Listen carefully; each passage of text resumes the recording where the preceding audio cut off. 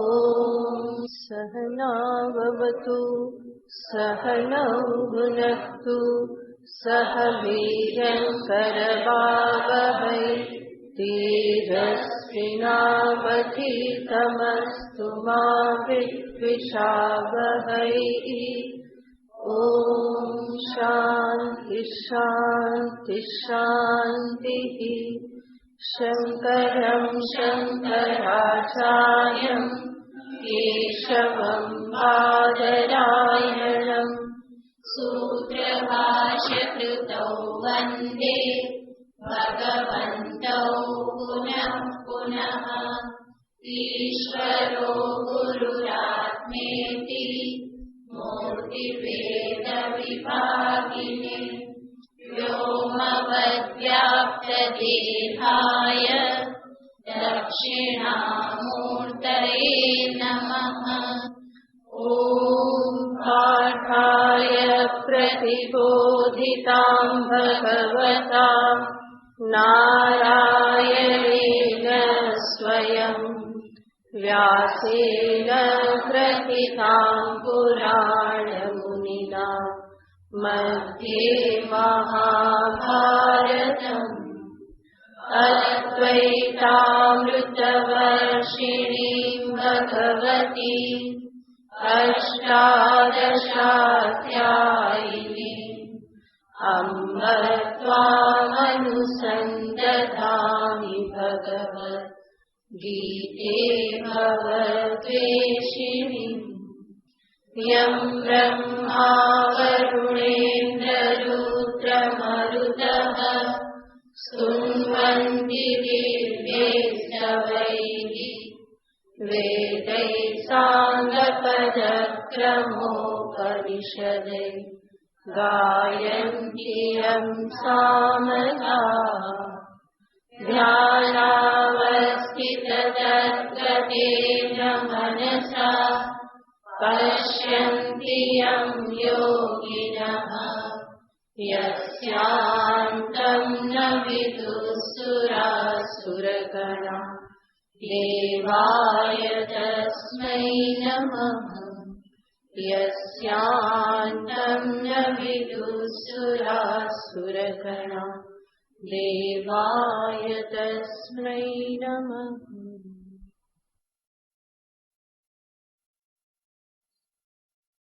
श्रीभगवानुवाच व्यवसायात्मिका बुद्धिः एकेह कुरु नन्दन बहुशाखायनन्ताश्च बुद्धयो व्यवसायिनः यामिमां पुष्पितां वाचम् प्रवदन्त्य विपश्चितः वेदवादरताः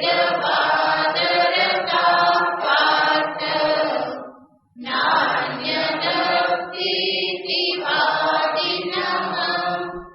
कामात्मानः स्वर्गपरा जन्म कर्म फलप्रदाम् क्रिया विशेषबहुलाम्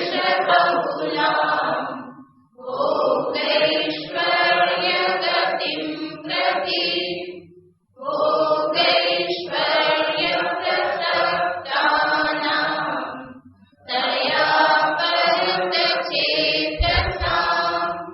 व्यवसायात्मिका बुद्धिः समाधौ न विधीयते। त्रैगुण्यविषया वेदा निर्त्रैगुण्यो भवार्जुन निर्द्वन्द्वो नित्यसत्त्वस्थो निर्योगक्षेम आत्मवान् यावानर्थ उदपाने सर्वतः सम्प्लुतोदके तावान् सर्वेषु वेदेषु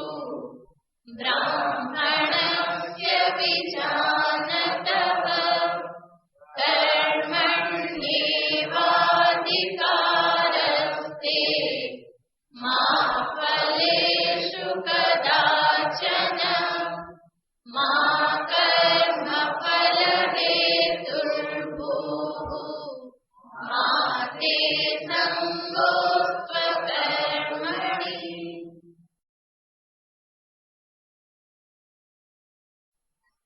આ શ્લોકમાં ભગવાન શ્રી કૃષ્ણચંદ્ર કર્મયોગનું પ્રતિપાદન કરી રહેલા છે. કર્મયોગ વિશે ગઈ વખતે આપણે વિચાર કરેલો હતો કે કર્મયોગ એટલે શું? કર્મણા ઈશ્વરેણ યોગઃ કર્મયોગઃ. જ્યારે હું મારા કર્મને ઈશ્વરની સાથે સંબંધ સ્થાપિત કરવાનું માધ્યમ બનાવું ત્યારે એને કર્મયોગ કહેવામાં આવે છે. તો આ કર્મયોગ શબ્દ શ્રીમદ ભગવદ્ ગીતામાં ભગવાન શ્રી કૃષ્ણ દ્વારા પ્રયોજાયેલો એક વિશિષ્ટ શબ્દ છે કે જે બીજે ક્યાંય જોવામાં નથી આવતો. ગીતામાં જ ભગવાને આ પ્રમાણે કર્મયોગ એવા શબ્દનો પ્રયોગ કરેલો છે. અને એ કર્મયોગનું હાર્દ શું એને ભગવાન આ શ્લોકમાં બતાવે છે, જેનો વિસ્તાર ભગવાન આગળ જતા 3જા અધ્યાયમાં કરવાના છે. તો અહીંયા સંક્ષેપમાં ભગવાન 2 શ્લોકમાં કર્મયોગનું નિરૂપણ કરે છે અને એ 2 જ શ્લોકનો વિસ્તાર સંપૂર્ણ 3જો અધ્યાય છે. ગઈ વખતે આપણે વિચાર કરેલો હતો કે શાસ્ત્રમાં મનુષ્યને માટે ક્યાંય પણ એવો આદેશ આપવામાં નથી આવ્યો કે તું જીવનભર કર્મ કરતો રહે, કે એવો પણ આદેશ આપવામાં નથી આવ્યો કે તું કર્મનો ત્યાગ કરી દે. પરંતુ મનુષ્યનું જીવન સહજ રીતે કર્મથી ભરપૂર છે અને એવા કર્મથી ભરપૂર જીવનમાં કર્મ કેવી રીતે કરવા એની કળા માત્ર શાસ્ત્ર આપણને બતાવે છે. તો કર્મ તો જીવનમાં છે જ, કર્મરહિત જીવન તો નથી. જે પણ કર્મ જીવનમાં આપણે કરીએ છીએ એ કર્મ કરવાની કળા ભગવાન અહીંયા બતાવે છે. અને કર્મ કરવાની કળા એટલે શું એ પણ ગઈ વખતે આપણે જોયેલું હતું કે કર્મનો સહજ સ્વભાવ છે જીવનું સંસાર બંધન દ્રઢ કરવું. પરંતુ કર્મના આ સહજ સ્વભાવને છોડાવી દેવો, એવી રીતે કર્મ કરવું કે જેના પરિણામે સંસાર બંધન ઊભું ન થાય, દ્રઢ ન થાય, પરંતુ સંસાર બંધન શિથિલ થાય અને એ કર્મ મારા માટે મુક્તિ માટેનું સાધન બની જાય.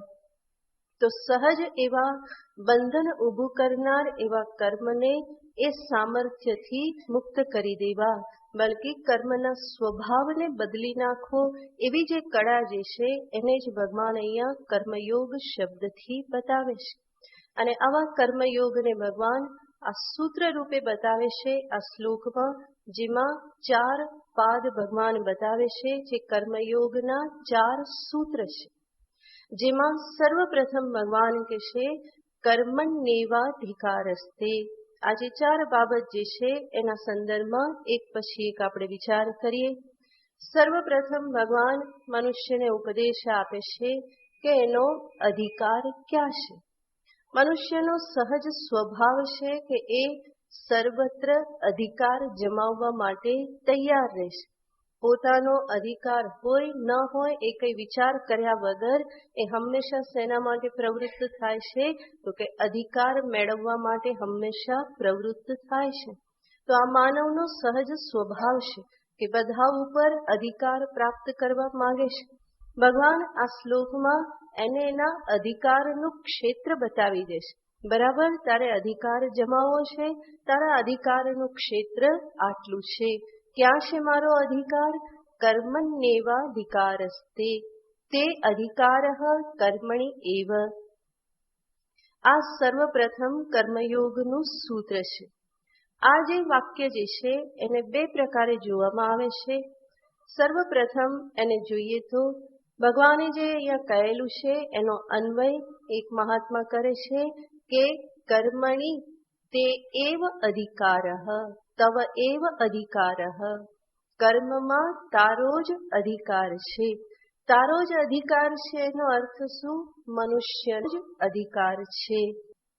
તો અનેક પ્રકારના જીવ આ બ્રહ્માંડમાં રહેલા છે, પરંતુ એમાંથી માત્ર એક મનુષ્ય જે છે એને આ એક વિશેષ અધિકાર આપવામાં આવ્યો છે. અને શું વિશેષ અધિકાર? તો કે કર્મ કરવાનો વિશેષ અધિકાર. કર્મ કરવાનો વિશેષ અધિકાર અન્ય કોઈ યોનિમાં નથી. અન્ય કોઈ દેહમાં મનુષ્ય નવા કર્મ કરી શકતો નથી. એટલા માટે જ માનવ દેહ જે છે એને કર્મ ક્ષેત્ર કહેવામાં આવે છે. એ ધર્મ ક્ષેત્ર છે, કર્મ ક્ષેત્ર છે કે જ્યાં એ નવા કર્મને એ પોતે ઉત્પન્ન કરે છે. નવા કર્મ કરી અને પોતાનું ભાથું એ બાંધી શકે છે. તો માનવ દેહ જે છે એ કર્મ ક્ષેત્ર છે. અન્ય સર્વ દેહ જે છે એ માત્ર ભોગ ક્ષેત્ર છે. કરેલા કર્મોને માત્ર ભોગવવાના જ હોય છે. નવા કર્મ એમાં કંઈ કરી શકાતા નથી. તો આની પહેલાના 2-3 સત્સંગ પૂર્વે આપણે જોયેલું હતું કે એક માનવ દેહમાં જ અનંત કર્મ જીવ કરી નાખે છે, જેના પરિણામે પછી એ અનેક જન્મને ધારણ કરે છે. તો મનુષ્ય શરીર સિવાયના જે પણ દેહ એ ધારણ કરે છે એમાં માત્ર માનવ શરીરમાં જે કર્મ કરેલા હતા એનો ભોગ માત્ર કરે છે. એ નવા પુણ્ય કે પાપને ઉત્પન્ન કરતો નથી. જે કંઈ પણ પુણ્ય પાપ એના ખાતામાં મનુષ્ય દેહમાં જન્મ થયા એ જીવ બાકી દેહમાં એનો ભોગ માત્ર કરે છે. તો બાકી જે યોની કે બાકી જન્મ કે દેહ જે છે એને ભોગ ભૂમિ કહેવામાં આવે છે. જ્યારે માનવનું શરીર જે છે એ કર્મભૂમિ છે. નવા કર્મ ત્યાં એ કરી શકે છે. અને એટલા માટે જ માનવ દેહ જે છે એક એવું જીવને પ્રાપ્ત થતો એક એવો દેહ છે કે જ્યાંથી એ પોતાની આગળની યાત્રાને સુધારી શકે છે. ત્યાં જ કંઈક સુધારો કરવા માટેનો અવસર છે. બાકીના કોઈ દેહમાં સુધારા માટેનો કોઈ અવસર નથી. ત્યાં માત્ર ભોગ જ કરવાનો રહે છે. જે કંઈ પણ ભેગું કર્યું એને ભોગ કરવાના છે. અને એમાં પણ મોટે ભાગે શું ભોગ કરવાનું હોય છે? પાપ ભોગ જ કરવાના હોય છે. આપણે જે જન્મ જે જીવ ધારણ કરે છે એનો હિસાબ કરેલો હતો ને, દેવયોની કેટલી છે? તો કે 10 પ્રકારની બતાવવામાં આવેલી છે. ગંધર્વ, કિન્નર, અપ્સર, આ બધી જે 10 પ્રકારની દેવયોની છે. અમુક પ્રકારની મનુષ્ય યોની એટલે કે ભિન્ન મનુષ્યોને બતાવવામાં આવેલા છે. શાસ્ત્રોમાં લગભગ 4 લાખ પ્રકારની મનુષ્ય યોની બતાવવામાં આવી છે. પરંતુ એ સિવાયના બધા જ જે દેહ જે છે, કયા દેહ છે? તો કે પશુ, પંખી, જીવ, જંતુ, આવા તિર્યક દેહ છે એ જ છે. અને એવા દેહ જે છે એ શેના માટે છે? તો કે પાપનો ભોગ કરવાને માટે. એનો અર્થ શું થયો? માનવ જન્મમાં મનુષ્ય જેટલા પણ કર્મ કરે છે એમાં પણ ફરી પાછું પ્રાધાન્ય શેનું હોય છે? પાપ કર્મનું હોય છે. જાણતા અજાણતા અનેક પાપ કર્મ એ કરી નાખે છે, જેને ભોગવવાને માટે આટલા બધા જન્મ એને લેવા પડે. કે જે મોટા ભાગના જન્મ કેવા છે? તો કે દુઃખનો ભોગ કરવાને માટે છે. તો આવા જે અન્ય દેહ જે છે એ ભોગ ભૂમિ છે. તો ભગવાન અહીંયા સર્વ જીવોને સજાગ કરતા કહે છે કે આ કર્મ કરવાની એક અમૂલ્ય તક આ માનવ દેહમાં જ પ્રાપ્ત થાય છે. આ એક તારો વિશેષ અધિકાર છે કે જ્યાંથી તારા જીવનમાં જીવની જે યાત્રા જે છે એમાં કંઈક ટર્નિંગ પોઈન્ટ આવવાની સંભાવના છે. ત્યાંથી કંઈક સુધારો થવા માટેનો અવસર છે. તો ભગવાન કહે છે કર્મણી તવ એવ અધિકારઃ, માત્ર તારો જ અધિકાર છે. બીજા કોઈ જીવ નવા કર્મ ઉત્પન્ન કરી શકતા નથી. નવા પુણ્ય સત્કર્મ કરી અને કંઈ સુધારો કરી શકતા નથી. તો કર્મણી તવ એવ અધિકારઃ. અને આ જ શબ્દ જે છે એનો બીજો અર્થ બીજી રીતે અન્વય કરતા કહેવામાં આવે છે આ વાક્યને, કર્મણી એવ તવ અધિકારઃ. તારો અધિકાર ક્યાં છે? કર્મમાં જ તારો અધિકાર છે. તો મનુષ્ય જે છે એનો અધિકાર કર્મમાં છે. એ કર્મ કરી શકે છે. એને કર્મ માટેનો દેહ, કર્મ માટેની ઇન્દ્રિયો, કર્મ કરવા માટેના સંકલ્પ કરવા જે આવશ્યક છે એવા મન બુદ્ધિ આ બધું એને માનવ દેહમાં પ્રાપ્ત થયેલું છે. એવું કહેવામાં આવે છે કે સર્વ જે જીવ જે છે એ સર્વ જીવને 3 વિભાગમાં વિભાજિત કરવામાં આવે છે. 3 વિભાગ એટલે કયા વિભાગ? તો કહેવામાં આવે છે અધોસ્રોત, તિર્યક સ્રોત અને ઉર્ધ્વ સ્રોત. અધોસ્રોત, તિર્યક સ્રોત અને ઉર્ધ્વ સ્રોત.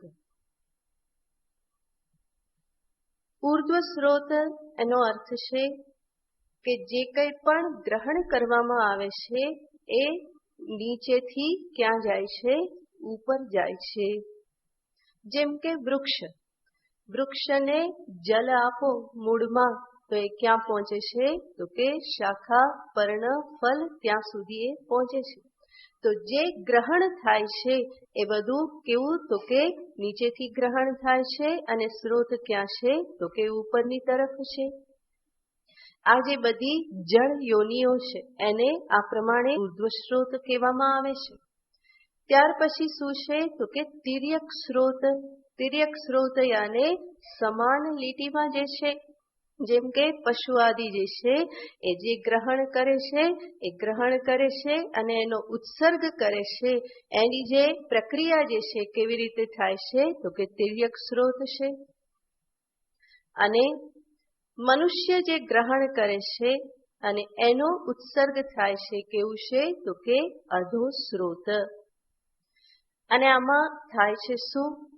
તો કે આ સમસ્ત પ્રક્રિયા જોવામાં આવે તો પ્રથમ જે છે એ તો જળ યોનિ છે. એમાંથી જે કંઈ પણ સુધારો થઈ શકતો તો પ્રકૃતિએ એ જળમાંથી એને કેવા બનાવી દીધા? તો કે ચર બનાવી દીધા. પશુ પંખી આદિ એને બનાવ્યા. એક પ્રકૃતિની એક પ્રક્રિયાના પરિણામે જીવની આ પ્રમાણે ઉન્નતિ થઈ અને એ શું બન્યો? તો કે તિર્યક સ્રોતમાં આવ્યો. એ જ પ્રકૃતિ થકી અંતે આગળ જતા જે તિર્યક સ્રોત હતો એ જ શેમાં પછી પરિવર્તિત થાય છે? તો કે એ અધો સ્રોત, એટલે કે જે ખાવાનું છે એ નીચે જાય છે પરંતુ દેહ કેવો બને છે? ઉર્ધ્વ બને છે. મસ્તક જે છે એ ઉપર આવે છે. મસ્તક ઉપર આવ્યું એનો અર્થ શું? એના જીવનમાં બુદ્ધિનું, વિચારનું પ્રાધાન્ય આવ્યું. અને આ મનુષ્ય દેહ જે પ્રાપ્ત થયો ત્યાં સુધી પ્રકૃતિએ આપણને મદદ કરી. એવો દેહ એને બનાવી આપ્યો કે જે શ્રેષ્ઠ દેહ છે. તો પ્રકૃતિ થકી જે કંઈ પણ પ્રાપ્ત થઈ શકતું હતું એ માનવ દેહ પ્રાપ્ત થવાથી પ્રકૃતિ દ્વારા બધું પ્રાપ્ત થઈ ગયું. હવે આગળ જે કરવાનું છે કોણે કરવાનું છે? તો કે જીવે પોતે હવે વિચાર કરીને આગળની ઉન્નતિ કરવાની છે. પ્રકૃતિ દ્વારા જ્યાં સુધી ઉન્નતિ થઈ શકતી હતી એણે કરી આપી.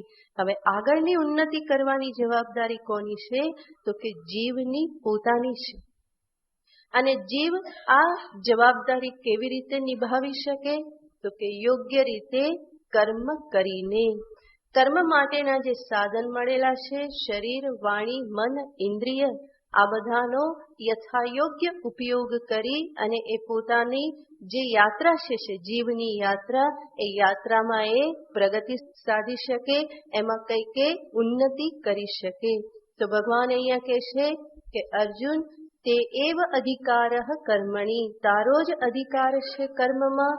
અને બીજા અર્થમાં ભગવાન કહે છે તવ કર્મણી એવ અધિકારઃ, તારો ક્યાં અધિકાર છે? કર્મમાં જ અધિકાર છે. કર્મમાં જ અધિકાર છે એવું કહી અને ભગવાન અર્જુનને આડકતરી રીતે કહે છે નતુ જ્ઞાન નિષ્ઠાયામ. હે અર્જુન, અત્યારે તારી સ્થિતિ એવી છે કે તારે શું કરવું જોઈએ? કર્મ જ કરવા જોઈએ. તું જે ભિક્ષુ બનવાની વાત કરતો હતો એ અત્યારે તારા માટે યોગ્ય નથી. આ અવસ્થામાં તારો અધિકાર શેમાં છે? કર્મ કરવામાં જ તારો અધિકાર છે. તારો અધિકાર છે એ કર્મને સ્વીકાર કરવામાં જ તારું કલ્યાણ છે. અત્યારની તારી મનોસ્થિતિ જોતા, તારી સમજણને જોતા તું શું કરે તો તારું કલ્યાણ છે? કર્મ કરે એમાં જ તારું કલ્યાણ છે. અને તારો અધિકાર પણ એ કર્મ કરવામાં જ છે. તારી યોગ્યતા શેમાં છે? એ કર્મ ક્ષેત્રમાં જ તારી યોગ્યતા છે. કારણ કે તું પોતાને શું સમજે છે?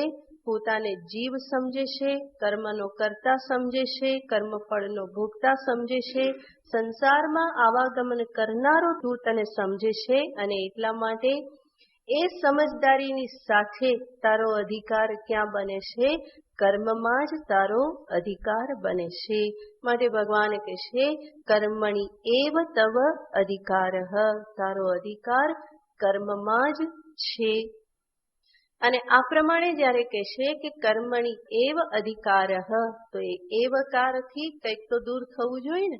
આપણે કહીએ કે તારે આ જ કરવાનું છે, એનો અર્થ શું? બીજું કરવાનું નથી. એવી રીતે ભગવાન અહીંયા કહેશે કર્મણી એવ તવ અધિકારઃ, તારો અધિકાર ક્યાં છે? કર્મમાં જ તારો અધિકાર છે.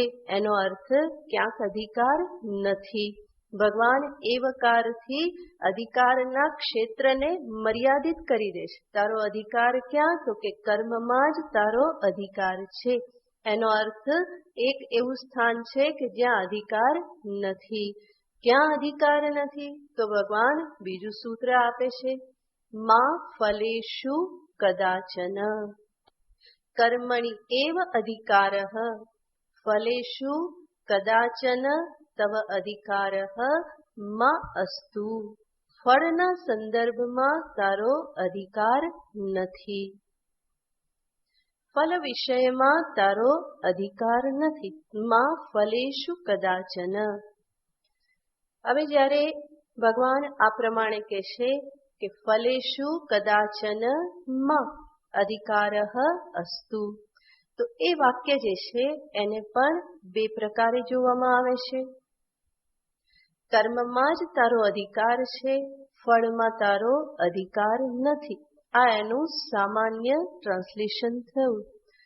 તો એ મા ફલેષુ કદાચન આ વાક્યને પણ બે પ્રકારે જોવામાં આવે છે. મા ફલેષુ કદાચન એનો અર્થ થાય ફળને નિશ્ચિત કરવાનો અધિકાર તારો નથી. ફળનો નિશ્ચય કરવો એ તારો અધિકાર નથી. એનો અર્થ ફળને તું જરૂર સામે રાખી શકે, પરંતુ તું એવો દુરાગ્રહ ન રાખી શકે કે આ કર્મનું ફળ આ જ હોવું જોઈએ. એ ફળનો નિશ્ચય કરનારો તું નથી. એ અધિકારનું ક્ષેત્ર તારું નથી. એ ક્ષેત્ર કોનું છે? ભગવાન કહે છે કે મારું ક્ષેત્ર છે, એને તું મારી પાસે રહેવા દે. જેવી રીતે આપણા સીએમ પણ બધાને ખાતા એલોટ કરે ત્યારે કેટલાક કોની પાસે રાખે? પોતાની પાસે રાખે. પણ કેવા રાખે પાછા? જે મુખ્ય મેઇન હોય એ પોતાની પાસે રાખે એ ડિપાર્ટમેન્ટ. તો એવી રીતે ભગવાન પણ અહીંયા કહે છે કે તારો અધિકાર ક્યાં છે? કર્મ કરવામાં અધિકાર છે. ફળનો નિશ્ચય કરવાનું જે ક્ષેત્ર જે છે એ કોનું છે? એ ડિપાર્ટમેન્ટ કોનો છે? તો કે મારો છે. એમાં તારો અધિકાર નથી. તો આ કર્મ કરવાથી આ પ્રમાણેનું ફળ મળે એ નક્કી કોણ કરે છે? તો કે એ ઈશ્વર દ્વારા નિશ્ચિત થાય છે. તું પોતે એવું નક્કી કરી અને જીદ રાખે તો એ તારા માટે યોગ્ય નથી. ફળ નિશ્ચય કરવાનો અધિકાર તારો નથી. આ એક અર્થ થયો. અને બીજો અર્થ છે મા ફલેષુ કદાચન. એનો અર્થ ફલમ સ્યાત કિંતુ ફલમ મમ એવ સ્યાત ઇતિ ન ચિંતયતુ. કર્મ કરે છે, ફળને સામે રાખે, બરાબર છે, પરંતુ એ ફળનો ભોગવનાર હું જ બનું, એ ફળ મારું જ હોય એ પ્રમાણેનો તું અધિકાર જમાવે તો એ યોગ્ય નથી. જ્યારે તું કર્મયોગી બનવાને માટે આગળ વધી રહેલો છે અને કર્મયોગ દ્વારા અંતઃકરણની નિષ્કામતાને પ્રાપ્ત કરવાને માટે પ્રવૃત્ત થયેલો છે, તો તારે શું વિચારવું જોઈએ? હું કર્મ કરું, ફળ મળે પરંતુ એ ફળનો ભોગતા કોણ બને? હું એકલો ના બનું, પરંતુ ફળનો જે લાભ જે છે કોને મળે? બધાને મળે, સમષ્ટિને મળે. તો ફળ ઉપર માત્ર તું પોતે તારો જ અધિકાર જમાવે એ યોગ્ય નથી, પરંતુ જે પણ ફળ મળે એને તું સમષ્ટિમાં વહેંચી દે. અને સમષ્ટિમાં તું પોતે પણ છે તો તને પણ મળવાનું જ છે. માટે માત્ર તું જ એક એનો માલિક બની રહે એવી રીતની વૃત્તિ ન રાખ. તો માં ફલેષુ કદાચન, કર્મયોગી જે છે એ હંમેશા કર્મફળ સમષ્ટિને અર્પણ કરતો હોય છે. માત્ર હું જ ભોગવું, એ મારું જ છે એ પ્રમાણેનો વિચાર એ ક્યારેય પણ કરતો નથી. અને આ પ્રમાણેનું જીવન સાક્ષાત ભગવાન કૃષ્ણ, અર્જુન આ બધા જ જીવી ચૂકેલા છે. જે ઉપદેશ આપે છે અને જેને ઉપદેશ આપવામાં આવે છે એ ગીતાજીના બંને નાયક જે છે એનું જીવન કેવું છે? જેમણે ક્યારેય પણ ફળ ઉપર અધિકાર જમાવેલો નથી. ભગવાન કૃષ્ણનું જીવન જોઈએ તો ક્યાંય પણ એણે અધિકાર જમાવ્યો નથી. તો કેટલા બધા કાર્ય કરેલા છે, કેટલા બધાનું હંમેશા રક્ષણ કરેલું છે, કેટલા રાક્ષસોનો સંહાર કર્યો, એનાથી જે પણ ફળ મળ્યું એના પર અધિકાર એમણે ભોગ્યો નથી. મથુરામાં કંસનું હનન કર્યું, પરંતુ ગાદી કોને આપી દીધી? ઉગ્રસેનને આપી દીધી. કે જે ઉગ્રસેન તો ક્યાં હતા? તો કે જેલમાં હતા. કંસે જ એમને જેલમાં પૂરેલા હતા, પરંતુ અંતે મથુરાનું રાજ્ય કોને આપી દીધું? તો કે ઉગ્રસેનને આપી દીધું. જરાસંઘનો વધ કર્યો અને એના જ પુત્ર સહદેવને ફરી પાછું એ રાજ્ય આપી દીધું. શિશુપાલનો વધ કર્યો, પરંતુ ચેદીરાજ પોતે બન્યા નહીં, ચેદી દેશના રાજા પણ પોતે નહીં બન્યા. દ્વારિકાનું તો સમસ્ત રૂપે નિર્માણ કર્યું ભગવાન કૃષ્ણએ. રાજા બન્યા હોત તો પૂરા હકથી બની શક્યા હોત. કે મથુરા તો ચલો કંસની હતી એટલે એમના પિતાનો અધિકાર કહેવાય, પરંતુ દ્વારિકાનું નિર્માણ તો કોણે કર્યું? સાક્ષાત કૃષ્ણએ જ કર્યું. સુવર્ણની દ્વારિકા નિર્માણ કરી અને છતાં પણ ત્યાં એ પોતે રાજા થઈને રાજગાદી ઉપર બેઠેલા નથી. ત્યાં પણ રાજ્ય કોને આપ્યું? ઉગ્રસેનને જ આપ્યું. ત્યાં પણ ઉગ્રસેન યદુકુલમાં વૃદ્ધ છે, તો એવા વૃદ્ધને આદર આપવાને માટે દ્વારિકાના રાજા પણ કોને બનાવ્યા? તો કે ઉગ્રસેનને જ બનાવ્યા. તો ભગવાન કૃષ્ણ આટલું બધું કામ કરે, આટલા બધા બીજાના કાર્ય કરે, પરંતુ ક્યારેય પણ પોતે અધિકાર જમાવ્યો નથી. તો ઘણા બધાને ખબર નથી હોતી, પરંતુ કૃષ્ણ ક્યારેય પણ રાજગાદી ઉપર બેઠેલા નથી. એટલા માટે જ આપણે શું બોલીએ? રાજા રામચંદ્ર કી જય. પછી રાજા કૃષ્ણચંદ્ર બોલીએ. રાજા નથી, એ ક્યારેય પણ રાજા થયા નથી. તો આપણે ગુજરાતીમાં કહી દઈએ, મંદિરમાં કોણ છે? રાજા રણછોડ છે, પરંતુ કૃષ્ણનો ક્યારેય પણ રાજ્યાભિષેક થયેલો નથી. રામચંદ્રજી રાજા બન્યા છે, કૃષ્ણ ક્યારેય પણ રાજા બનેલા નથી. એમણે હંમેશા બીજાને જ રાજા બનાવ્યા છે, બીજાને હંમેશા અધિકાર આપ્યો છે. પોતે જે ફળ મળ્યું એને પોતે ક્યારેય ભોગવેલું નથી. દ્વારિકાધીશ કહીએ છીએ, પરંતુ દ્વારિકાના રાજા ક્યારેક પણ કૃષ્ણ થયેલા નથી. તો એ શું બતાવે છે? જીવન કેવું જીવેલા છે? કર્મ કર્યું, પરંતુ ફળ પર ક્યારેય પણ અધિકાર જમાવ્યો નથી. હંમેશા બીજાને જ પ્રદાન કર્યું છે, આપતા રહ્યા છે. એવી જ રીતે અર્જુન જે છે, અર્જુનનું જીવન પણ એવું જ છે. મહાભારત યુદ્ધનો મુખ્ય યોદ્ધા કોણ છે? તો કે અર્જુન જ છે, પરંતુ અંતે રાજા કોણ બન્યા છે? યુધિષ્ઠિરને જ રાજા બનાવ્યા છે. દ્રૌપદી સ્વયંવર વખતે દ્રૌપદીને જીતીને કોણ આવ્યા? તો કે અર્જુન આવ્યા, પરંતુ એ ફળ પણ શું કર્યું? તો કે પાંચે ભાઈઓની વચ્ચે એક દ્રૌપદી પત્ની બનીને રહ્યા. તો અર્જુનનું જીવન પણ એ પ્રમાણેનું જ જીવન છે. ભીષ્મ પિતામાં કેવું જીવન જીવ્યા? બધું જ કર્યું, પરંતુ ક્યારેય પણ રાજગાદી પર બેઠા નહીં. તો કેટલા બધા કર્મ કર્યા, કેટલા યુદ્ધ કર્યા, આ બધું જ કર્યું, પરંતુ કૌરવ વંશની જે ગાદી હતી એ હસ્તિનાપુરની ગાદી પર ભીષ્મ ક્યારેય પણ બેઠા નહીં. હંમેશા એમણે ત્યાગ કર્યો. એ શું બતાવે છે?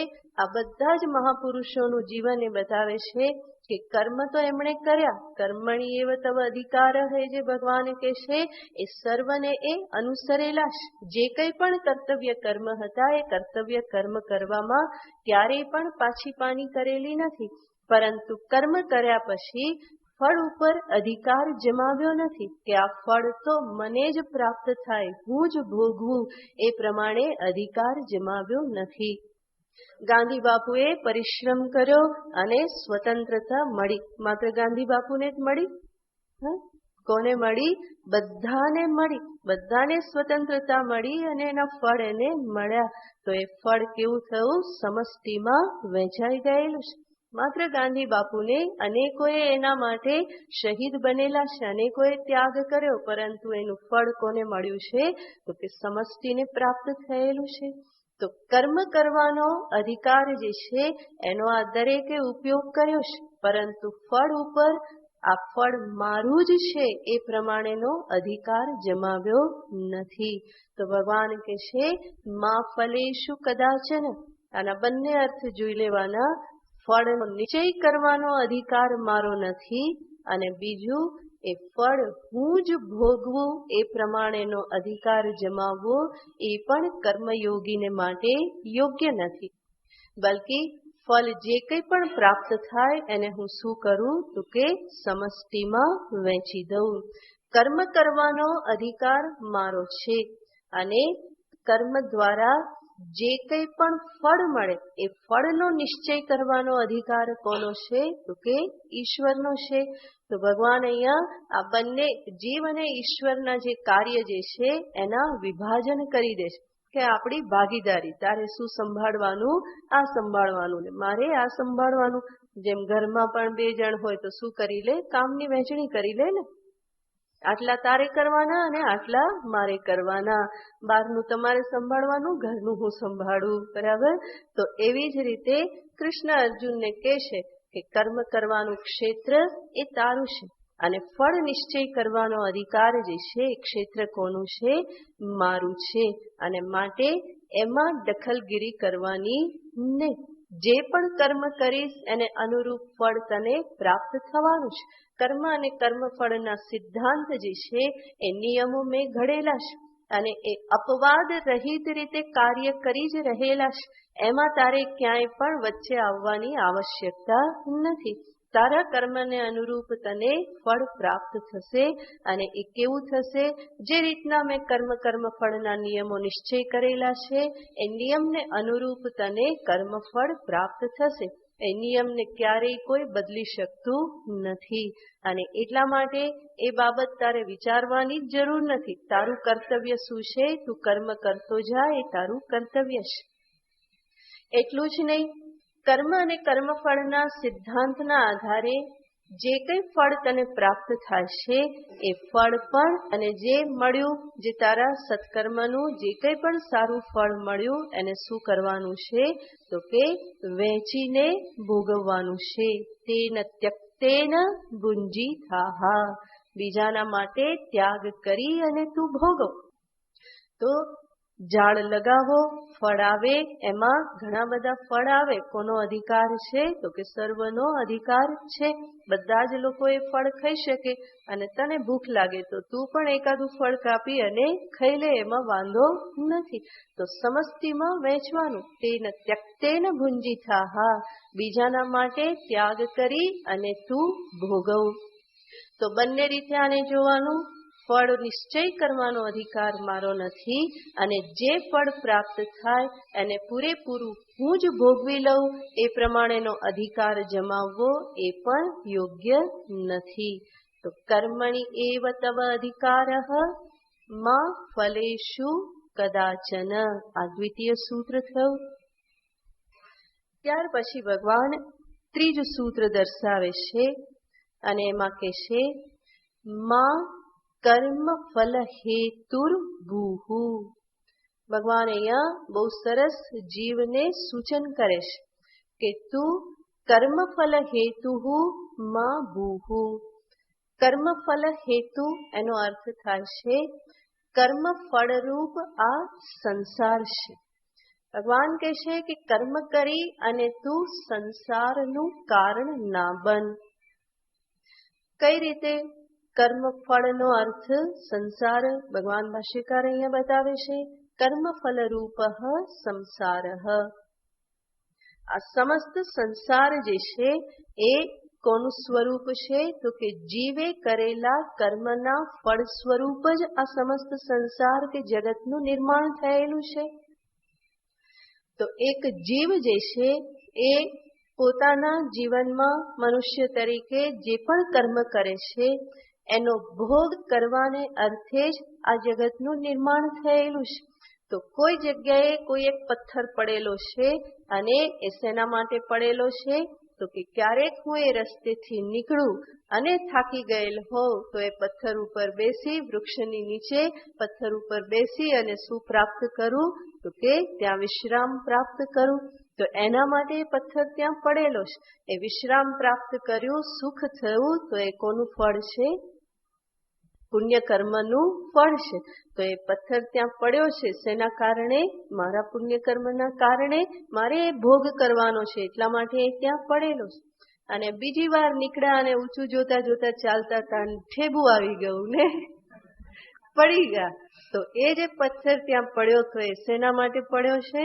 તો કે હું પડ્યાથી પીડા થઈ, એ દુઃખ થયું. દુઃખ શેનું ફળ છે? પાપનું ફળ છે. તો એના માટે ત્યાં ભગવાને પહેલેથી કરી રાખેલો છે, કારણ કે આ પાપ ફળ ભોગવવાનું છે અથવા તો એ સુખનું ફળ ભોગવવાનું છે. એવી જ રીતે જીવનમાં જે કંઈ પણ આજુબાજુ જે લોકો હોય એ પણ આ પથ્થર જેમ જ છે. સુખ આપે તો શેના ફળ માટે છે? તો કે એ મારા પુણ્ય કર્મના ફળ સ્વરૂપે એવા કોઈ દેહની સાથે સંબંધ બનેલો છે કે જે સંબંધથી મને સુખ પ્રાપ્ત થાય છે. અને મારા જ કોઈ પાપ કર્મના પરિણામે એવા કોઈ દેહ જીવની સાથે સંબંધ થાય છે કે જેનાથી મારે મારા દુઃખને ભોગવવાનું છે, પાપને ભોગવવાનું છે.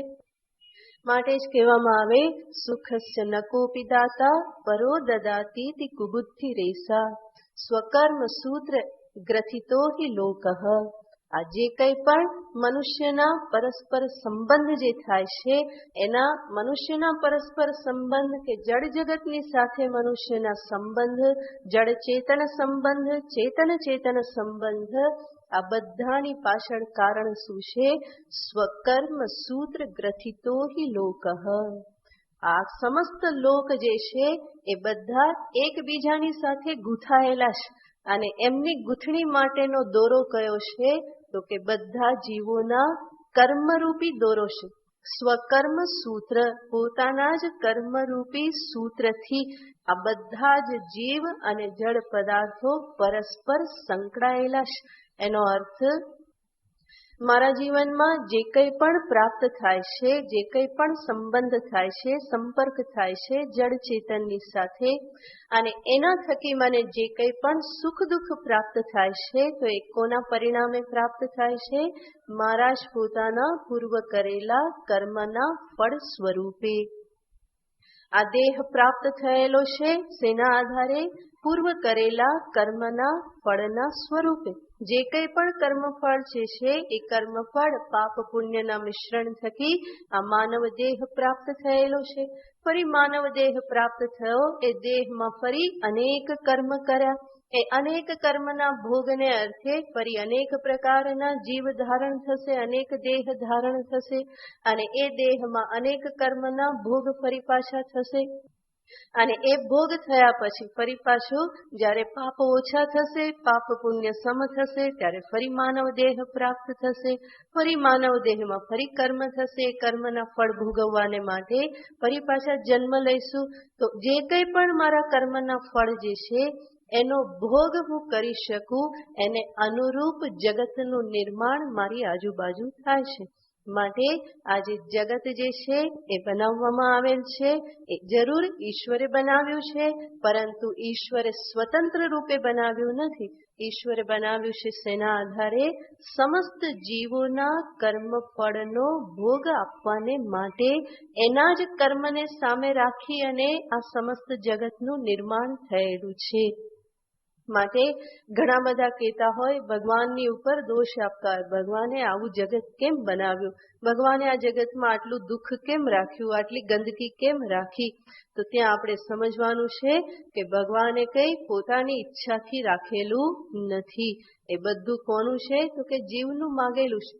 કોણે નકશો આપેલો હતો? મેપ કોણે આપ્યો છે? મેં પોતે જ ભગવાનને એ નકશો આપેલો છે કે મારા માટે જગત કેવું બનાવવાનું છે. આવું જેમ આર્કિટેક્ટને આપણે મેપ આપી દઈએ કે આ પ્રમાણે અમારું ઘર બનાવવાનું છે. હવે બની જાય પછી તમે કહો કે આ કેમ અહીંયા આમ કર્યું ને આ દિવાલ કેમ આમ કરીને, તો આર્કિટેક્ટ શું કહેવાનો? તમે જ કીધું હતું કે આવી રીતે બનાવવાનું છે એટલા માટે મેં બનાવ્યું. પછી તમે એને દોષ ના આપી શકો. એણે બનાવ્યું જરૂર છે, પરંતુ એની પહેલા કોણે કહેલું છે કે આ પ્રમાણે બનાવવાનું છે? તો કે મેં જ કહેલું છે. મેં જ પોતે ઈચ્છા બતાવી. આર્કિટેક્ટ ડિઝાઇન બનાવતા પહેલા આપણને મળે છે અને પૂછે છે કે તમારી રિક્વાયરમેન્ટ શું, કેટલા રૂમ જોઈએ, ડ્રોઈંગ રૂમ કેવડો જોઈએ, કેટલા ટોયલેટ બાથરૂમ જોઈએ, ક્યાં વરંડો જોઈએ, કેટલી ઓપન પ્લેસ જોઈએ, કેટલી હાઈટ જોઈએ, આ બધું એ પૂછે છે. અને આપણે કહીએ છીએ કે આટલું આટલું આટલું જોઈએ. પછી એ બનાવે, પછી આપણને બતાવે, પછી આપણે સુધારા કરાવીએ અને પછી શું કરીએ? હવે ફાઇનલ. તો અંતે સિક્કો કોણે મારેલો છે? મેં મારેલો છે. અને બની જાય પછી કહીએ કે આવું બનાવ્યું, તેવું બનાવ્યું, તો આર્કિટેક્ટ શું કરશે? એ કંઈ સાંભળવાનું ને, એ કહે છે કે તમે જ કીધેલું હતું. તો એવી જ રીતે આ સમસ્ત જગત જે છે, એ જગત, મારી આજુબાજુનું જે જગત જે છે એ બનાવવાનો નકશો ભગવાનને કોણે આપ્યો છે?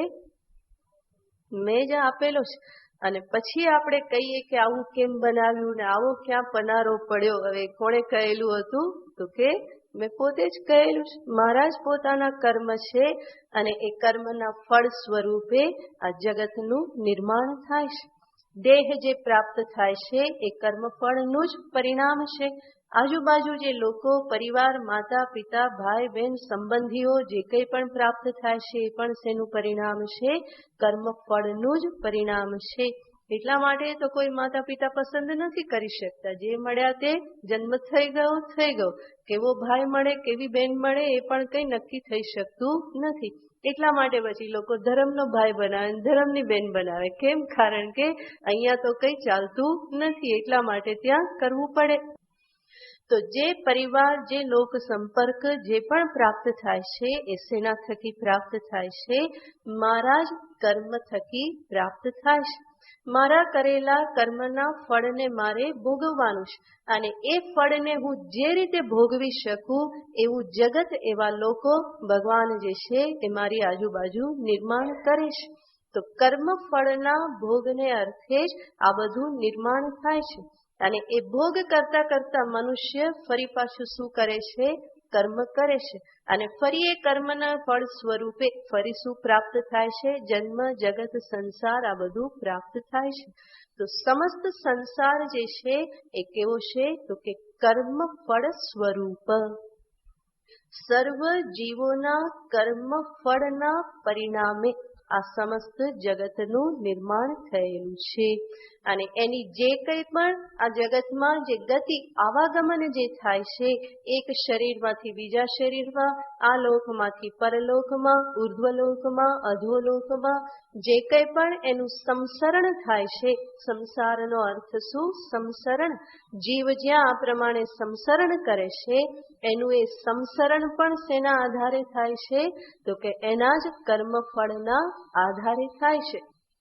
તો એ પણ એ કર્મફળના આધારે એને નક્કી કરી લીધેલું છે. જેવા કર્મ કર્યા એના આધારે દેહ મળે છે, એનાથી આગળની ગતિ થાય છે.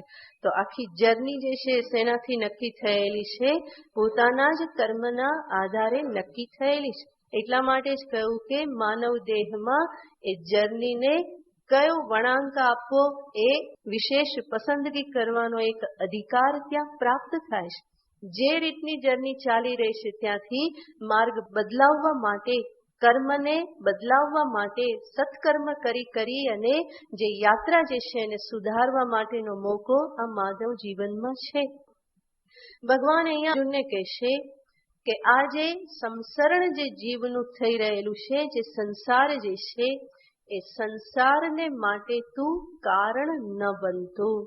સંસારને માટે કારણ ન બનતો એનો અર્થ કર્મ કરી કરી અને ફરી પાછા નવા નવા બંધનોને ઊભા કરી સંસારને દ્રઢ નહીં કરતો. માં કર્મ ફલ હેતુ બુહુ, કર્મ ફળ માટેના કારણ સ્વરૂપ તું બનતો નહીં. એનો અર્થ એવી રીતે કર્મ કરજે કે જેના પરિણામે સંસાર બંધન દ્રઢ ન થાય, પરંતુ સંસાર બંધન શિથિલ થતું જાય. આ ચક્ર જે છે સંસાર ચક્ર, એ ચક્ર વધારે ને વધારે ગતિ ધારણ કરી અને દ્રઢ થઈ જાય એવું ના બને, બલ્કિ એ સંસાર ચક્રનું ભેદન કરવાને માટે તું સમર્થ બની જાય એવા પ્રકારે તું તારા કર્મ કરજે. તો કર્મને બંધનનું સાધન બનાવવાને બદલે મુક્તિ માટેનું સાધન બનાવજે. ઈશ્વરાર્પિતમ નેચ્છયાકૃતમ ચિત્તશોધકમ મુક્તિ સાધકમ. કર્મ કેવું બની જાય છે? ચિત્તશોધક મુક્તિ સાધક કર્મ બની જાય એવી રીતે કર્મ કરજે.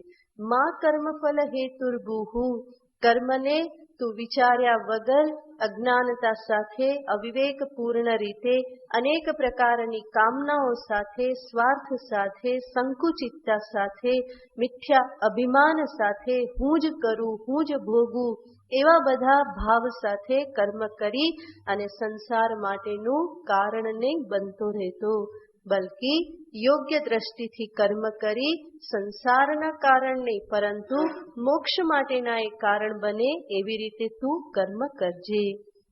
માં કર્મ ફલ હેતુર્બુહુ. હવે આ 3 સૂત્ર કોઈ સાંભળે કે તારો કર્મમાં જ અધિકાર છે, પછી તરત શું કહેવામાં આવ્યું? ફળમાં અધિકાર નથી અને કર્મ કરી કરી અને તું સંસારનું કારણ નહીં બનતો.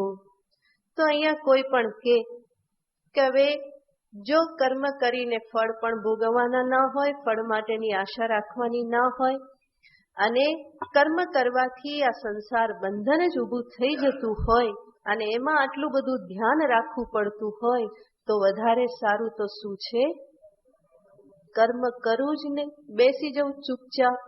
તો ભગવાન તરત કહેશે માતે સંગહ અસ્તુ અકર્મણી, તારો અકર્મમાં સંગ ન થાવો.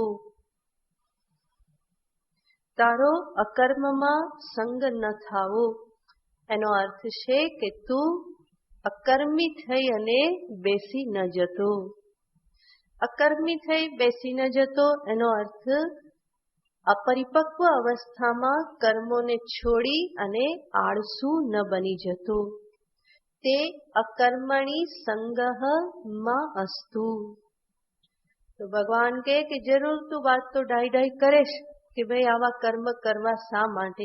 ખાલી ખાલી બંધન ઊભું થાય અને પાછા તમે કર્મ કરીએ છતાં કર્મ ફળને તો હાથ નથી લગાવવા દેતા કે એ બાજુ તો જોવાનું જ નહીં. તો આવા બધા ટાઈટ કરીને રાખો એના કરતા તો વધારે સારું શું? પ્રક્ષાલનાદિ પંકસ્ય દૂરાદ સ્પર્શનમ વરમ. તો પેલા કાદવમાં હાથ નાખો અને પછી ધોવો, તો એના કરતા તો વધારે સારું શું છે? પહેલેથી જ દૂર રહેવાનું. એવી રીતે કર્મ કરો, ફરી ફળ ઉપર તો દ્રષ્ટિ નહીં નાખવાની, સાથે સાથે કર્મ એવી સજાગતાથી કરો કે જેથી સંસાર બંધન ઊભું ના થાય. તો આટલી બધી માથાકૂટ કરવી એના કરતા તો કર્મ કરવા જ નહીં. ન રહે બાસ ન બજે બાંસુરી. તો ભગવાન કે બહુ ડાઈ વાતો કરી તે, પરંતુ મારો જવાબ શું છે?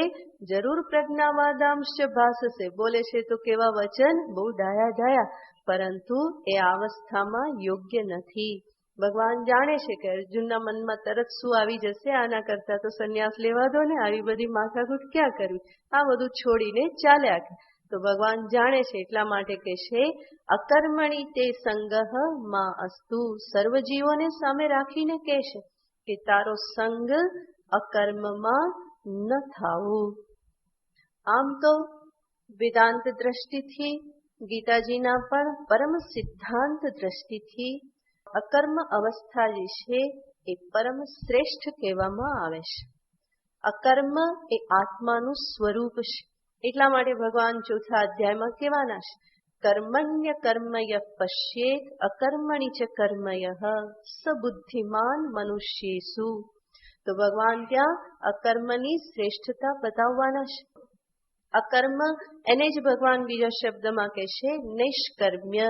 આગળ ભગવાન કહેવાના છે, નૈષ્કર્મ્ય પરમામ સિદ્ધિમ સંન્યાસેનાધિ ગચ્છતિ. નૈષ્કર્મ્યને ભગવાન પરમ સિદ્ધિ કહે છે, કે જે અકર્મ સ્વરૂપ આત્માનું જ સ્વરૂપ છે, અને એ બ્રહ્મનિષ્ઠા કહેવામાં આવે છે. એવું અકર્મ અવસ્થા જે છે એ સમાધિ કે બ્રહ્મનિષ્ઠાથી પ્રાપ્ત થાય છે. અને બ્રહ્મનિષ્ઠાથી પ્રાપ્ત એ અકર્મ કે નૈષ્કર્મ્ય સિદ્ધિરૂપ અવસ્થા જે છે એ જીવનનું પરમ લક્ષ્ય છે. પરંતુ અકર્મ ભગવાન જે અહીંયા કહે છે એ શા માટે ભગવાન કહે છે કે અકર્મણી સંગહ ન માં અસ્તુ. તો અહીંયા અકર્મ જે છે ત્યાં ભગવાન બતાવે છે કે આળસ પ્રમાદના કારણે કર્મ છોડીને બેસી ના જતો. તો એક તો ચરમ બ્રહ્મનિષ્ઠાની અવસ્થા છે, બ્રાહ્મી સ્થિતિ જેને કહેવામાં આવે, કે જે અકર્મ અવસ્થા છે. જ્યારે આ જે અકર્મ જે છે કેવું છે, તો કે અજ્ઞાન અવસ્થાનું અકર્મ. અને અજ્ઞાન અવસ્થાનું અકર્મ એનો અર્થ એની પાછળ પ્રેરક બળ શું છે, તો કે આળસ અને પ્રમાદ. અને એનો ભગવાન અહીંયા નિષેધ કરે છે. ભગવાન કહેશે કે એવો આળસુ થઈને તું બેસી ના જતો, પ્રમાદગ્રસ્ત થઈ અને બેસી ના જતો. કર્મ કરવાની આ કળા શીખવવામાં આવે છે, એને બહુ અઘરી માની અને કર્મનો જ ત્યાગ કરીને આળસુ થઈને બેસી ના જતો.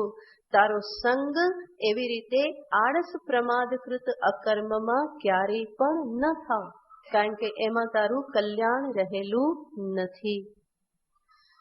એવી આળસ પ્રમાદગ્રસ્ત અવસ્થા જે છે એના કરતા તો રાજસિક કર્મોથી ભરેલી અવસ્થા વધારે સારી છે. એક પછી એક કેટેગરી બતાવું છું, અને બરાબર સમજી લેજો. આળસ પ્રમાદથી ગ્રસ્ત જે અવસ્થા જે છે કે જેમાં મનુષ્ય આળસુ થઈને કર્તવ્ય કર્મ પણ છોડીને બેસી જાય, જેના પોતાના કામ પણ એ કરે નહીં, બીજાએ એના માટે બધું કરવું પડે, એવી જે અવસ્થા જે છે એ અવસ્થા સંપૂર્ણ નિકૃષ્ટ અવસ્થા છે. એ અવસ્થા પણ બહારથી કેવી દેખાય? અકર્મ અવસ્થા દેખાય છે, પરંતુ એની મૂળમાં શું રહેલું છે, તો કે આળસ અને પ્રમાદ છે. તો આળસ પ્રમાદથી ગ્રસ્ત આવી જે અવસ્થા જે છે એ તામસિક અવસ્થા છે, અને એ સૌથી નિકૃષ્ટ અવસ્થા છે મનુષ્યને માટે. એવી તામસિક અવસ્થા કરતા ફલાસક્તિ, ફળની આસક્તિ સાથે કરેલું રાજસિક કર્મ, ફળની આસક્તિ સાથેની રાજસિક કર્મ પૂર્વકની અવસ્થા જે છે એ એના કરતા સારી છે. ફલાસક્તિ પૂર્વકની એવી રજસ કર્મોથી પૂર્ણ અવસ્થા એના કરતા ફલાસક્તિ સાથેની સાત્વિક કર્મ પૂર્ણ અવસ્થા શ્રેષ્ઠ છે. અને ફલાસક્તિ પૂર્વકના સાત્વિક કર્મ કરતા નિષ્કામ સાત્વિક કર્મ પૂર્ણ અવસ્થા શ્રેષ્ઠ છે. અને નિષ્કામ એવા સાત્વિક કર્મ પણ કર્તવ્ય બુદ્ધિપૂર્વક જે થતા હોય એના કરતા ઈશ્વરાર્પણ ભાવનાથી થયેલા કર્મ વધારે શ્રેષ્ઠ છે. અને ઈશ્વરાર્પણ ભાવનાથી થતા એવા નિષ્કામ સાત્વિક કર્મ કરતા પણ પોતાના અકર્તા સ્વરૂપને સમજવું એ શ્રેષ્ઠ છે.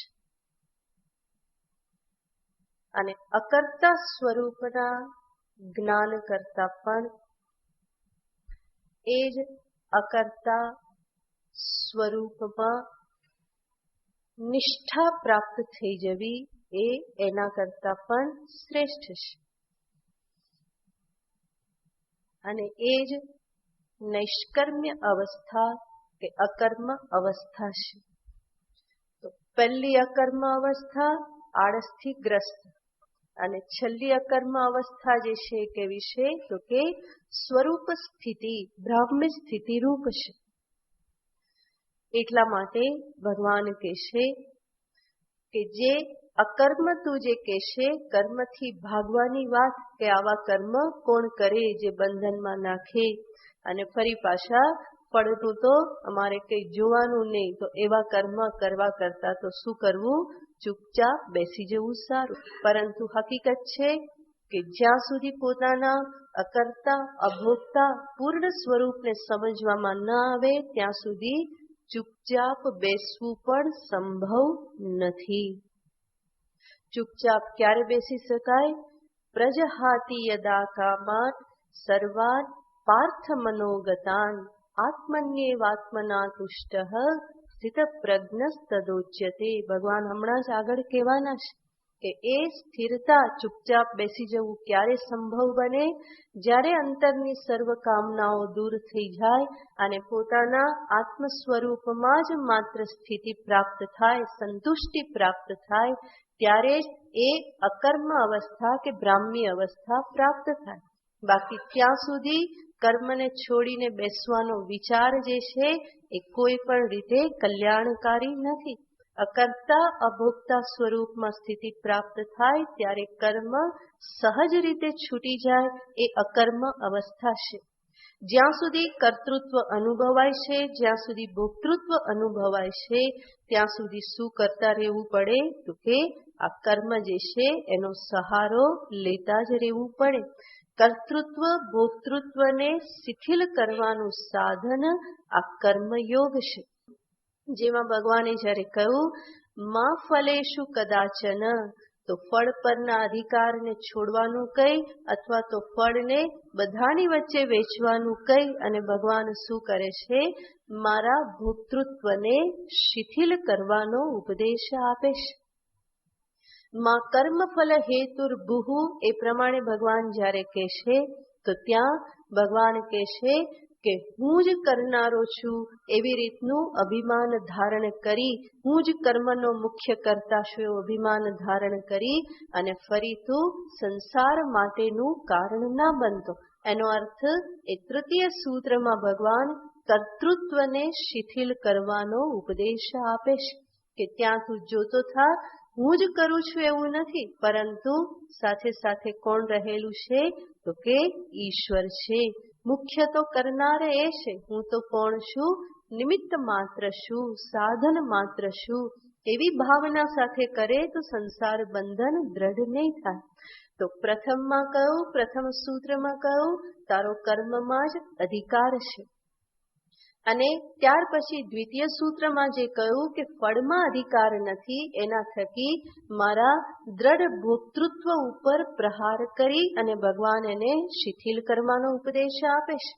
માં ફલેષુ માં કર્મફલ હેતુર્ભુઃ એ તૃતીય પાદમાં ભગવાન મારા કર્તૃત્વાભિમાન ઉપર પ્રહાર કરી એને શિથિલ કરવાનો ઉપદેશ આપે છે. તો કર્તૃત્વ ભોક્તૃત્વનું શિથિલીકરણ એ સર્વપ્રથમ આવશ્યક છે. અને કર્તૃત્વ ભોક્તૃત્વ શિથિલ થયા હોય તો જ વેદાંત જ્ઞાન એમાં અંતઃકરણમાં પ્રવેશી શકે અને એ સંપૂર્ણપણે કર્તૃત્વ ભોક્તૃત્વને મિથ્યા સિદ્ધ કરી મને અકર્તા અભોગતા એવા મારા સચ્ચિદાનંદ સ્વરૂપમાં સ્થાપિત કરી શકે.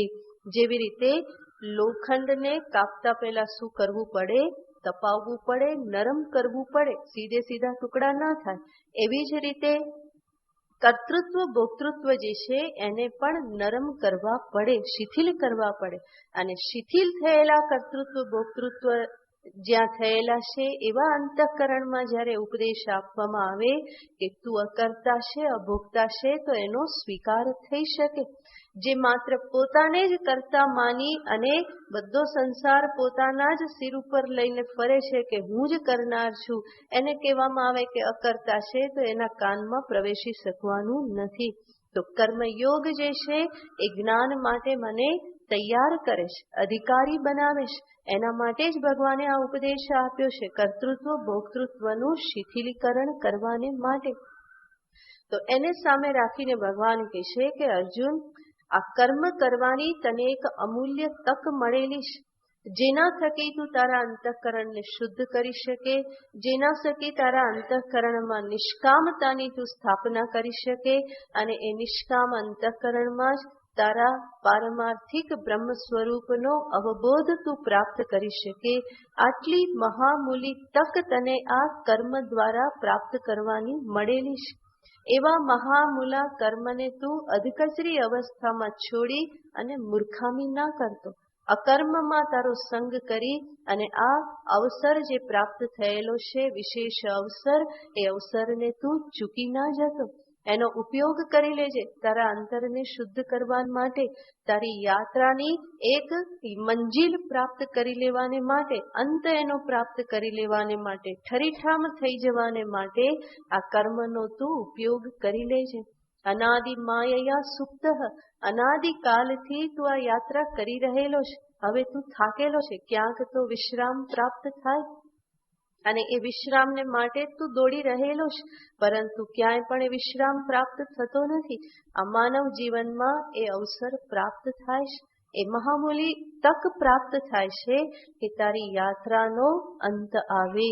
એટલા માટે તું પ્રાર્થના કરવામાં આવે છે, કદાહમ ત્યક્ત મનને પદે પરમ પાવને ચિરમ વિશ્રાંતિ મેષ્યામી મેરુ શૃંગ ઇવામ બુધ.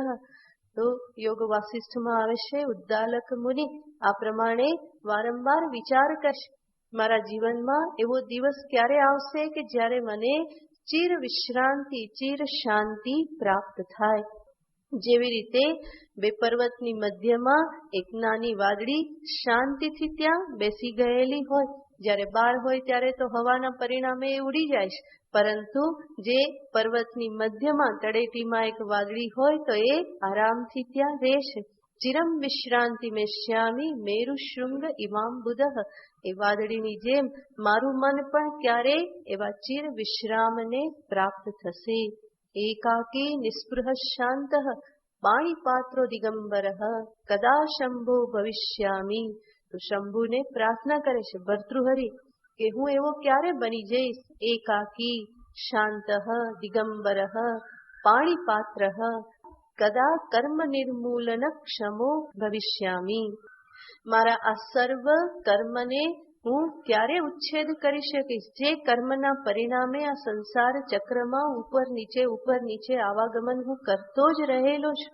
એ ચક્રનું ભેદન, એ કર્મનો, સમસ્ત કર્મનો નાશ હું ક્યારે કરી શકીશ. તો આવી પ્રાર્થના ફરી ફરીને સંતો મહાપુરુષો કરે છે અને એ જે સ્થિતિ જે છે એ પ્રાપ્ત કરવા માટેનો પ્રારંભ ક્યાંથી કરવામાં આવે છે, તો કે આ કર્મયોગથી. આપણે પહેલા પણ જોયેલું હતું, કાંટાથી જ કાંટો કાઢવામાં આવે છે. એટલે કર્મ બંધન જે છે એ કર્મ બંધનની નિવૃત્તિ, એની સાધના જે છે એ પણ ક્યાંથી પ્રારંભ થાય છે, કર્મથી જ થાય છે. કર્મથી જ કર્મના બંધનને ઢીલા કરવાના છે અને એ શિથિલ થયેલા કર્મ બંધનને અંતે જ્ઞાન જે છે એ એક પ્રહાર કરી અને એનો ઉચ્છેદ કરી દેશે. તો ભગવાન અહીંયા અર્જુનને કહેશે કે અર્જુન, અને અર્જુનને નિમિત્ત કરીને સર્વ જીવોને કહેશે કે આ એક મહાન અવસર છે. માતે સંગહ અકર્મણી અસ્તુ. ખોટે ખોટા ભયના કારણે, આળસ પ્રમાદના કારણે કર્મનો ત્યાગ તું ના કરી બેસતો. ઘણા લોકો કહે ને કે અંતે તો કર્મ બંધન જ ઉભા કરે છે ને અંતે તો છોડવાના જ છે, તો અત્યારથી શા માટે એને કરવા પહેલેથી જ કરીએ નહીં.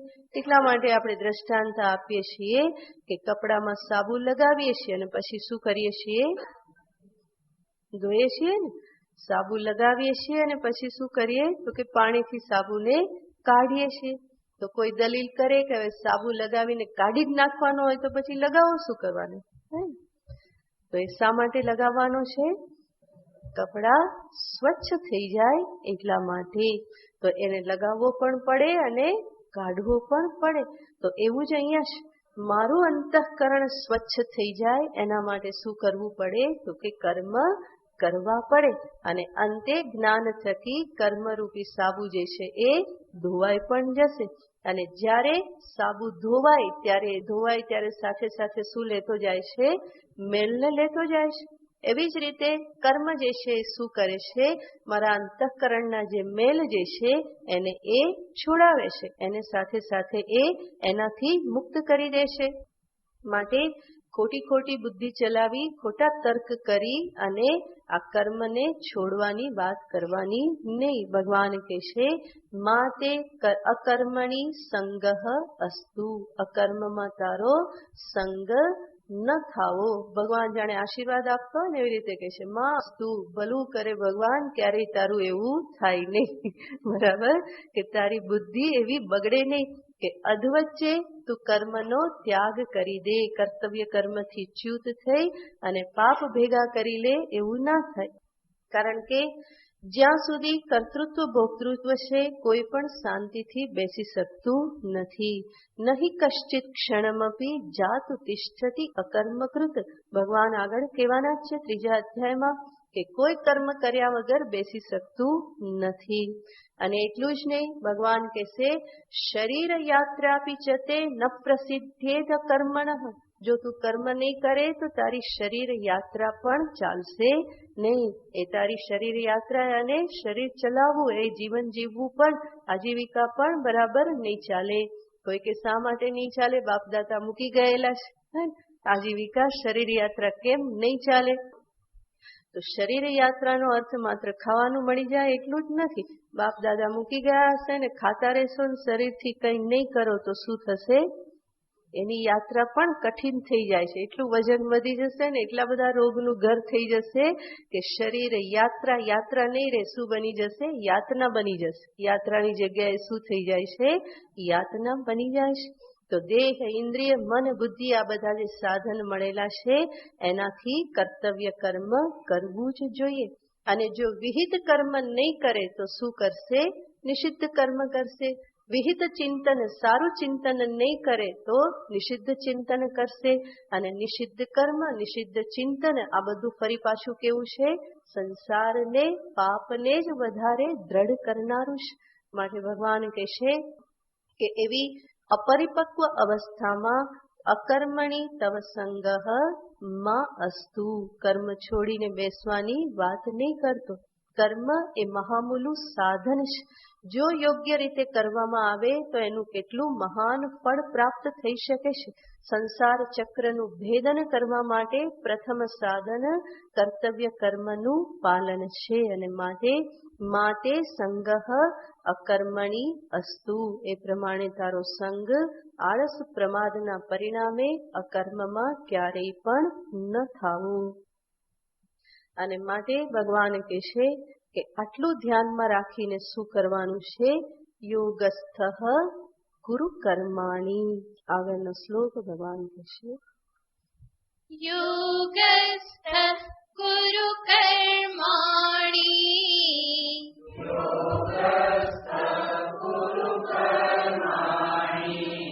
સંગમ ત્યક્ત્વા ધનંજય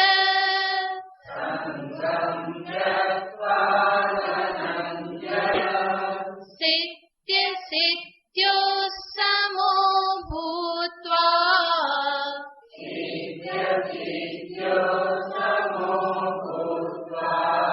સમત્વં યોગ ઉચ્યતે.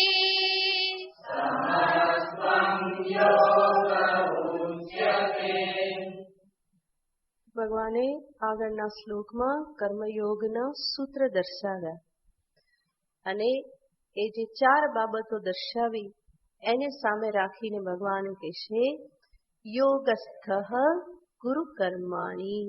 તું શું કર?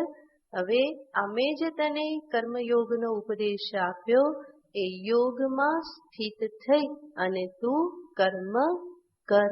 યોગસ્થ ગુરુ કર્માણી. આ સમજદારી સાથે તું કર્મ કર. તો ભગવાન એક જ શબ્દમાં કહી દેશે, યોગસ્થ ગુરુ કર્માણી. યોગમાં સ્થિત થઈ અને તું કર્મ કર.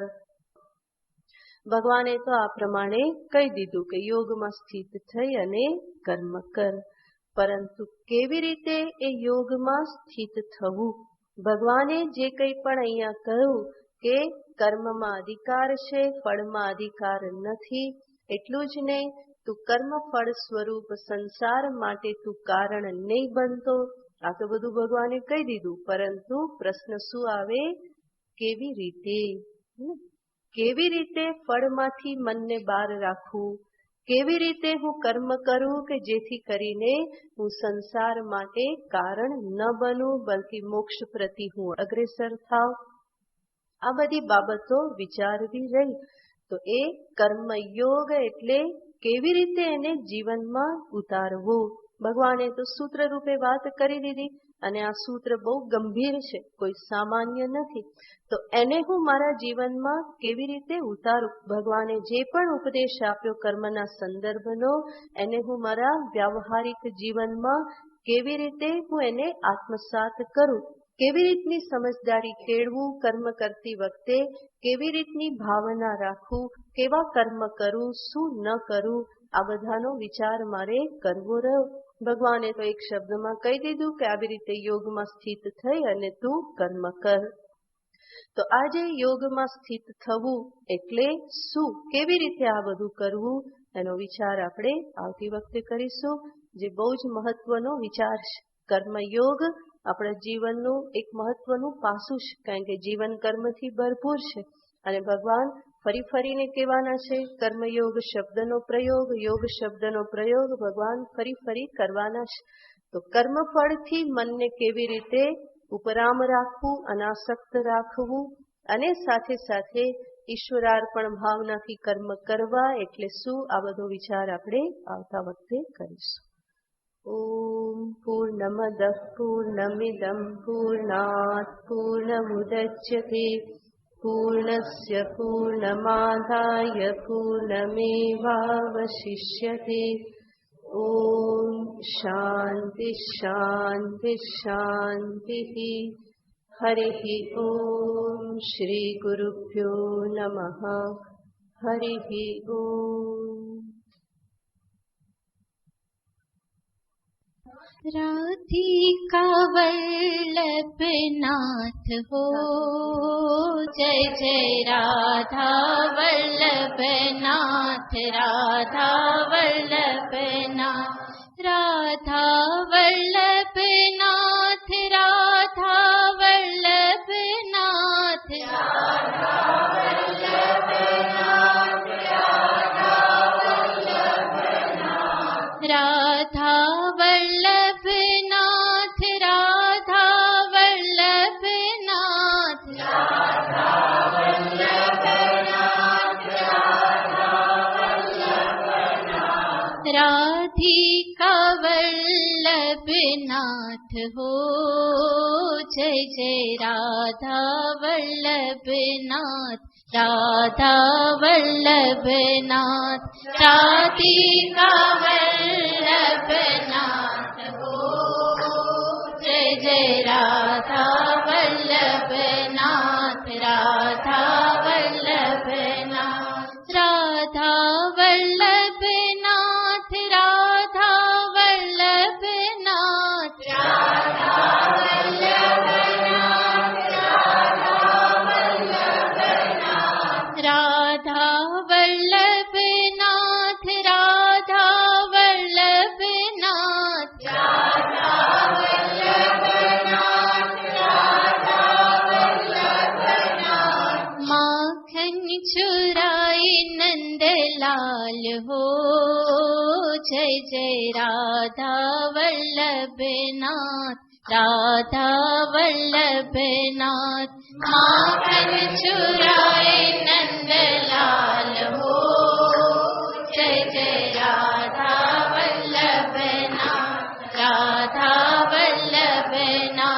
राधिका वल्लभ नाथ हो, जय जय राधा वल्लभ नाथ, राधा वल्लभ नाथ। राधिका वल्लभ नाथ हो, जय जय राधा वल्लभ नाथ, राधा वल्लभ नाथ। राधा वल्लभ नाथ, राधा वल्लभ नाथ, राधा वल्लभ नाथ, राधा वल्लभ नाथ। राधा वल्लभ नाथ, राधा वल्लभ नाथ, राधा वल्लभ नाथ, राधा वल्लभ नाथ। राधिका वल्लभ नाथ हो, जय जय राधा वल्लभ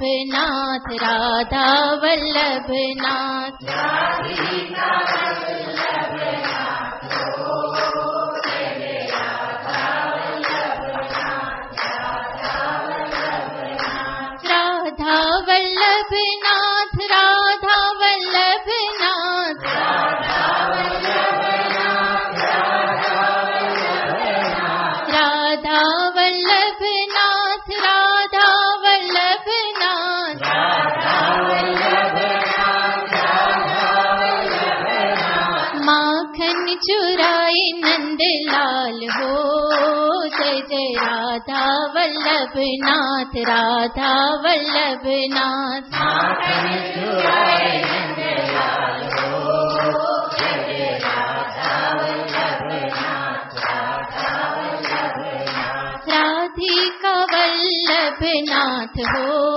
जय जय राधा वल्लभ नाथ, राधा वल्लभ नाथ। राधिका वल्लभ नाथ हो, जय जय राधा वल्लभ नाथ, राधा वल्लभ नाथ। राधा वल्लभ नाथ, राधा वल्लभ नाथ, राधा वल्लभ नाथ, राधा वल्लभ नाथ। राधा वल्लभ नाथ, राधा वल्लभ नाथ, राधा वल्लभ नाथ, राधा वल्लभ नाथ। राधा वल्लभ नाथ, राधा वल्लभ नाथ, राधा वल्लभ नाथ, राधा वल्लभ नाथ। राधा वल्लभ नाथ, राधा वल्लभ नाथ, राधा वल्लभ नाथ, राधा वल्लभ नाथ। राधा वल्लभ नाथ, राधा वल्लभ नाथ, राधा वल्लभ नाथ, राधा वल्लभ नाथ। राधा वल्लभ नाथ, राधा वल्लभ नाथ,